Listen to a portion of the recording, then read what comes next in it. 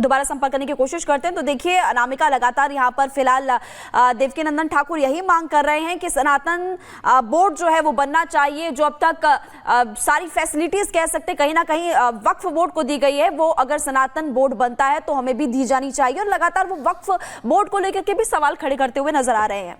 और इस बीच बड़ी बात दरअसल ये है कि जिस तरीके से देवकीनंदन ठाकुर जी का बड़ा बयान है, सनातन बोर्ड की जो मांग है वो यहाँ पे की जा रही है। तो देखिए जरा इतिहास क्या है वक्फ बोर्ड का वो भी जान लीजिए। वक्फ बोर्ड की जमीनें साल दर साल बेतहाशा बढ़ती चली गई हैं। देखिए साल 1950 में जो जमीनें थी वक्फ के पास वो थी 52,000 एकड़, लेकिन 2024 की जब हम बात करते तो अब बढ़ के हो गई है 9,40,000 एकड़। और यही वजह है कि अब हिंदू समाज की ओर से, या यूं कहे तो देवकीनंदन ठाकुर जो कि कथावाचक है, वो ये कह रहे हैं कि सनातन बोर्ड बनाने का वक्त आ चला है और तमाम वो मुद्दे जो कि सनातन धर्म के अधीन आते हैं, चाहे वो प्रसाद में मिलावट हो, चाहे वो बाकी अन्य कामकाज हो सनातन से जुड़ा हुआ, उन तमाम मुद्दों को सनातन बोर्ड में शामिल किया जाए। हालांकि वो अपील भी कर रहे हैं तमाम पॉलिटिकल पार्टीज से कि तमाम जो पॉलिटिकल पार्टीज हैं, चाहे उनकी विचारधारा एक हो या ना हो, लेकिन इस मुद्दे को लेकर के वो एक साथ आए, सनातन बोर्ड बनाने को लेकर के साधु संतों का यहाँ पर साथ दे। इस बीच वो ये भी कह रहे हैं कि 16 नवंबर को उनकी ओर से दिल्ली में एक महासभा का आयोजन किया जाएगा। इसमें तमाम जो देश भर के साधु संत हैं उनको आमंत्रित किया जाएगा, यानी कि एक तरीके से अपनी बात पहुंचाने का एक जरिया बनाया जाएगा ताकि जो हिंदू समाज के लोग हैं, साधु संत हैं, वो सरकार तक अपनी बात पहुंचाए और जो मांग है उनकी सनातन बोर्ड को लेकर के अब वो मांग सरकार तक पहुंचे। हालांकि इस मुद्दे को लेकर के सरकार का अपना ओपिनियन या तमाम जो पॉलिटिकल पार्टीज है, चाहे वो बीजेपी हो चाहे वो कांग्रेस हो, उनकी राय क्या होगी, ये अपने आप में सवाल बना हुआ है। लेकिन देखिए इस बीच बड़ी बात क्या है, बड़ी बात ये भी है कि जो वक्फ की जमीन है उस पर कब्जे की जब हम बात करते हैं तो देश के कई राज्य ऐसे हैं जहां पर वक्फ की जमीन जो है दावा किया जाता है वक्फ की ओर से। स्कूल हो, गांव हो, सरकारी संपत्ति हो, सड़क हो, जमीन हो, मंदिर हो, अब तो संसद भवन तक पे दावा कर दिया गया है वक्फ बोर्ड की ओर से कि ये जो जमीन है यहाँ पर वो वक्फ बोर्ड की है। और बिल्कुल इसी बीच आपको इस वक्त एक बड़ी खबर बता दें, एक बड़ी खबर मिल रही है और आपको जानकारी दे दें कि पप्पू यादव ने गृह मंत्रालय को चिट्ठी लिखी है। जी हां, चिट्ठी उनकी तरफ से लिखी गई, सुरक्षा बढ़ाने की मांग करते हुए नजर आ रहे हैं। लॉरेंस बिश्नोई गैंग से खतरे का हवाला दिया है। बताते हैं आपको कि पूर्णिया सांसद पप्पू यादव को धमकी मिली और लॉरेंस गैंग के शूटर मयंक ने उनको धमकी दी है। पप्पू यादव को जान से मारने की धमकी दी गई है। 26 अक्टूबर को सोशल मीडिया पर पोस्ट किया था। सोशल मीडिया पोस्ट पर पप्पू यादव को धमकी दी गई। झारखंड की जेल में बंद अमन का करीबी है मयंक, जिसने धमकी दी है और रेस्ट इन पीस करने की धमकी दी है। अब इस पूरे मामले को लेकर केंद्र सरकार से गुहार लगा रहे हैं पप्पू यादव कि मुझे सुरक्षा दी जाए। लॉरेंस बिश्नोई गैंग से खतरे का हवाला देते हुए उनकी तरफ से एक चिट्ठी लिखी गई है और ये आपको बता रहे पप्पू यादव कह रहे हैं लॉरेंस गैंग से मुझे धमकी मिली और इसी चिट्ठी का जिक्र हम कर रहे थे जो गृह मंत्रालय को लिखी गई है।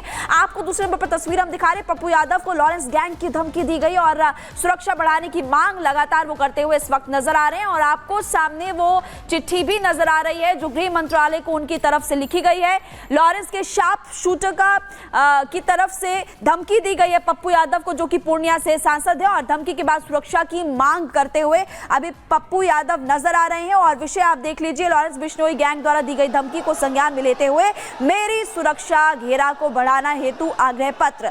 तो ये गृह मंत्रालय को पत्र आपको हम दिखा रहे हैं, एक्सक्लूसिव कॉपी आपकी टीवी स्क्रीन पर, जो कि लिखा गया है।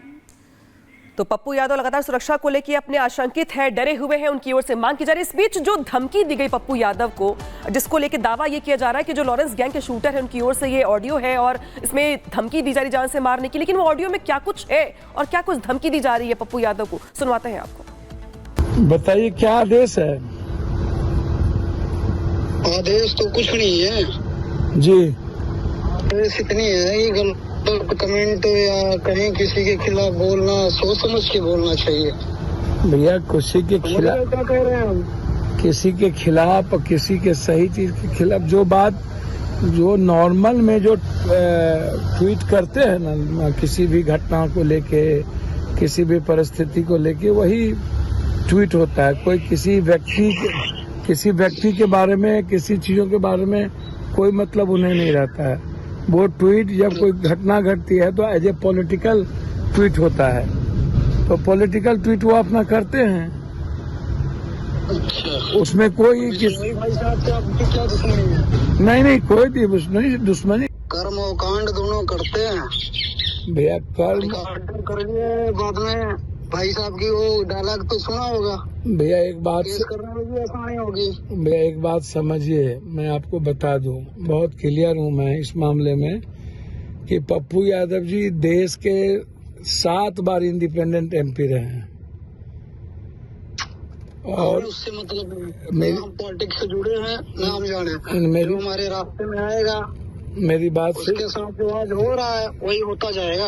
आपके रास्ते में ना कोई जा रहा है ना जाता है ना जाएगा, वो पॉलिटिकल चीजें हैं, पॉलिटिकल चीजें होती रही है, बात करते है पॉलिटिकल नाले किसी के खिलाफ बोलना, किसी को शब्द बोलना पॉलिटिकल नहीं है। बाकी हम देख लेंगे, एक बार फोन करने का मकसद यही था, सुधर जाओ, नहीं आगे तो देख ही लेंगे हम। और चलिए खबरों में आगे बढ़ते बात करेंगे विमानों को बम से उड़ाने की जो धमकी मिल रही थी उससे जुड़ी हुई बड़ी खबर आपको बता दें कि एनआईए को एक बड़ी सफलता मिली है। खुलासा किया गया है और ज्यादातर जो धमकियां आ रही थी वो बाहर से आ रही थी। विमानों को बम की धमकी का मामला इस वक्त हम आपको बता रहे हैं और आपको ये भी बता दें कि इस दौरान एनआईए जांच पड़ताल कर रहा था। बम की धमकियों की जांच जो है वो टीम करते हुए नजर आ रही है। इसी बीच एक बड़ा खुलासा यहाँ पर हुआ है। बड़ा खुलासा दरअसल ये कि जो धमकी दी जा रही थी 90% वीपीएन विदेशी है, यानी कि वीपीएन का मतलब आपको बता दें कि दरअसल लोकेशन चेंज की जाती है, जो लोकेशन एड्रेस होता है वो बाहर का बताया गया है। वीपीएन का इस्तेमाल कई बार ऐसा भी होता है कि यहां से रहकर किया जाए, लोकेशन चेंज की जाए। तो 90% जो एड्रेस जहां से धमकी दी गई है वो विदेशी बताए जा रहे हैं, ज्यादातर ब्रिटेन के बताए जा रहे हैं। ज्यादातर वीपीएन ब्रिटेन से जुड़े हुए हैं। ये बड़ी खबर आपको बता रहे हैं। एनआईए बम धमकियों की जांच लगातार कर रही है और धमकी में इस्तेमाल 90% वीपीएन विदेशी बताए जा रहे हैं। एड्रेस जो है जहां से धमकी दी गई है, कई बार मेल आया, कहीं से कॉल्स आए, वो विदेशी बताए जा रहे हैं और नेशनल इन्वेस्टिगेशन एजेंसी इस पूरे मामले को लेकर के जांच पड़ताल करी। बड़ा खुलासा टीम की तरफ से किया गया है कि 90% वीपीएन विदेशी है और धमकी मामले को लेकर के अभी भी जांच पड़ताल लगातार की जा रही है। हालांकि और जानकारी जुटाने की कोशिश इस वक्त की जा रही है। कई बार विमानों को धमकी अब तक दी जा चुकी है। हर दिन हम देख रहे हैं कि विमानों को धमकी दी जा रही है, जिससे आर्थिक चोट पहुंचाने की कोशिश की जा रही है। आर्थिक संकट भी बढ़ रहा है और अब जब नेशनल इन्वेस्टिगेशन एजेंसी ने जांच पड़ताल की तो एक बड़ा खुलासा यह हुआ कि ज्यादातर जो वीपीएन है वो ब्रिटेन के पाए गए हैं, बाहर के पाए गए हैं, यानी कि एड्रेस जहां से धमकी दी जा रही है वो विदेशी है और ब्रिटेन का नाम भी इसमें सामने आ रहा है।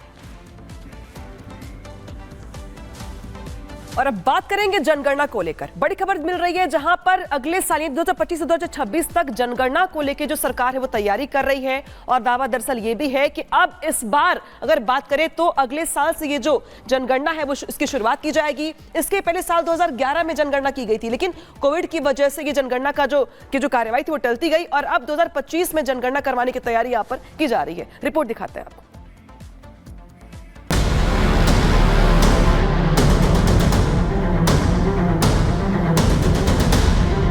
145 करोड़ से ज्यादा आबादी के साथ भारत दुनिया का सबसे ज्यादा जनसंख्या वाला देश बन चुका है। लेकिन ये आंकड़े भारत सरकार ने नहीं जारी किए थे, बल्कि दूसरी संस्थाओं ने किए। कारण यह है कि भारत ने हर साल 10 साल पर कराई जाने वाली जनगणना 13 साल से कराई ही नहीं है। लेकिन अब सरकार ने इस पर कदम बढ़ा दिया है।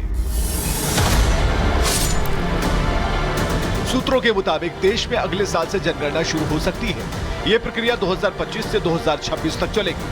2026 में आंकड़े प्रकाशित होंगे। इसके बाद लोकसभा सीटों का परिसीमन होगा। परिसीमन प्रक्रिया 2028 तक पूरी हो सकती है। धर्म और वर्ग को ध्यान में रखा जाएगा। जाति जनगणना पर अभी फैसला नहीं हुआ है। जनगणना सूचकांक का एक अहम स्रोत है। इसके जरिए देश के लोगों के बारे में कई तरह के आंकड़ों की जानकारी हासिल होती है। इन आंकड़ों का उपयोग नीतियों, योजनाओं के निर्माण के अलावा सरकार की तरफ से चलाए जा रहे विभिन्न कार्यक्रमों के मूल्यांकन में किया जाता है। संसद, राज्यों की विधानसभाओं और स्थानीय निकायों के प्रतिनिधित्व का आवंटन और निर्वाचन क्षेत्रों के सीमांकन में भी जनगणना के आंकड़ों का ही इस्तेमाल किया जाता है। देश में मौजूदा बिजनेस सेक्टर और उद्योग भी इन्हीं आंकड़ों के जरिए अपनी पहुंच को बेहतर बनाते हैं और साथ ही राज्यों को मिलने वाला अनुदान भी जनगणना के आंकड़ों के आधार पर ही तय किया जाता है। जनगणना 2021 में होनी थी, लेकिन कोरोना महामारी के कारण इसे टालना पड़ा था। बताया जा रहा है कि अब जनगणना का चक्र बदलेगा। हर 10 साल में होने वाली जनगणना अब 2035 में होगी। अब तक हर 10 साल में होने वाली जनगणना दशक की शुरुआत में होती थी।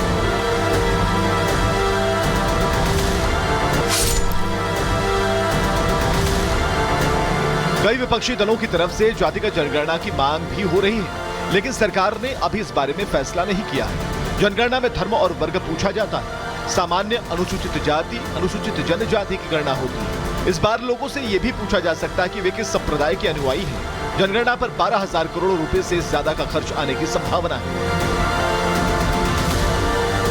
Bureau report, Republic Bharat.